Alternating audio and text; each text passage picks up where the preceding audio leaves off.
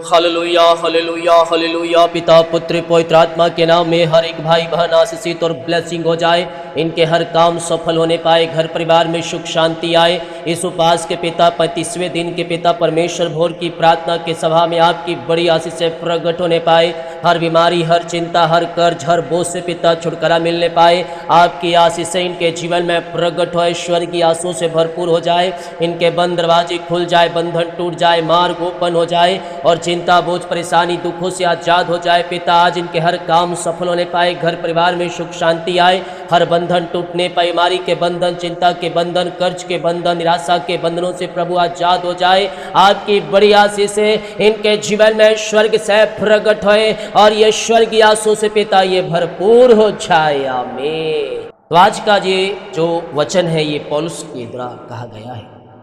पहले कुरिन्थियों 15 अध्याय के 58 वचन कहता है, अटल रहो। किसमें अटल रहना है?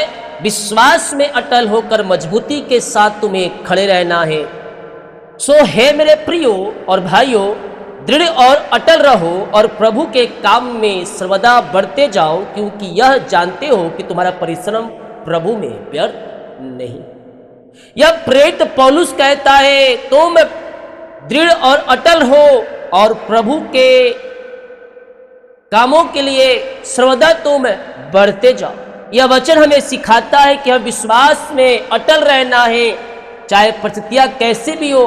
प्रभु के काम में हमें आगे बढ़ते रहना है, क्योंकि प्रभु में जो हमारा परिश्रम है वो हमें व्यर्थ नहीं जाएगा, उसका प्रतिफल हमें एक दिन मिलेगा। यह वचन प्रेरित पौलुस एक सामर्थ्य भरा यहाँ शब्द कहता है।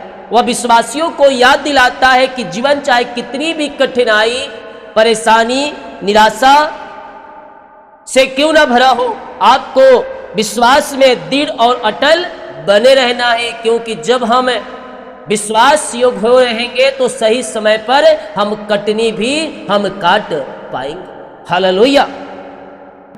दृढ़ और अटल रहो का अर्थ है कि हम परिस्थितियों से हिले नहीं। कई बार जीवन में मेरे प्रियो ऐसे समय आते हैं जब हम थक जाते हैं, हार मानने का मन करता है, या हमें लगता है कि हमारी मेहनत का कोई फल नहीं मिल रहा। लेकिन यह वचन हमें हिम्मत देता है कि हमें स्थिर रहना, प्रभु के काम में सर्वदा हमें बढ़ते रहना है। इसका मतलब कि हमें रुकना नहीं है। हालेलुया। हमें लगातार प्रभु के कार्यों में हमें आगे बढ़ते रहना है, चाहे वह प्रार्थना हो, वचन हो, विश्वास हो, लोगों की मदद करना हो, प्रेम दिखाना हो। हर परिस्थितियों में हमें दृढ़ रहना है, विश्वास योग्य बने रहना है और प्रभु के पीछे हमें चलते रहना है। हालेलुया।